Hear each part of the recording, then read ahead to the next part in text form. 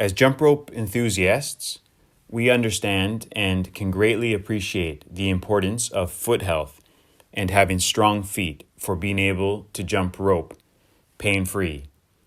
If you have ever had foot arch pain or heel pain or plantar fasciitis, you know this can make jumping rope quite painful and far less enjoyable.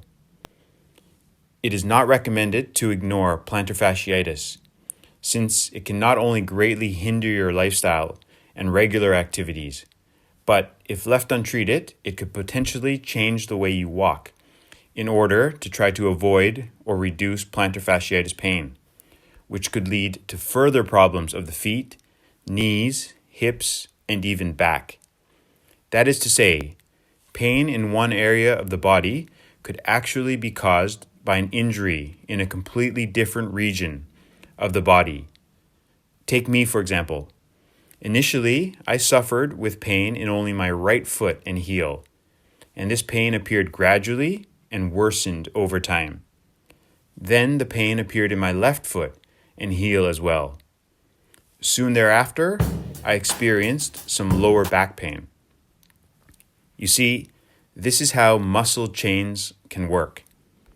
While you may be experiencing pain in your foot and heel, or perhaps elsewhere in your body, the source of that pain could be originating from a different area of your body. Tight calves and weak soleus muscles, for example, could cause downward tension through the Achilles tendons, which then place the plantar fascia under strain.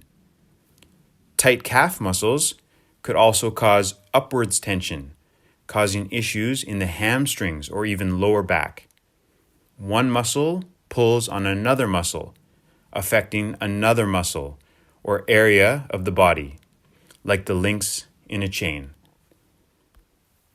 Lots more on this topic and how to treat plantar fasciitis in my book, available on Amazon. Link provided down below in the description. If you suffer from plantar fasciitis, or one of your friends or a loved one, I believe and hope this book could help them or you. All right, thanks for watching, everyone. See you in a video very soon.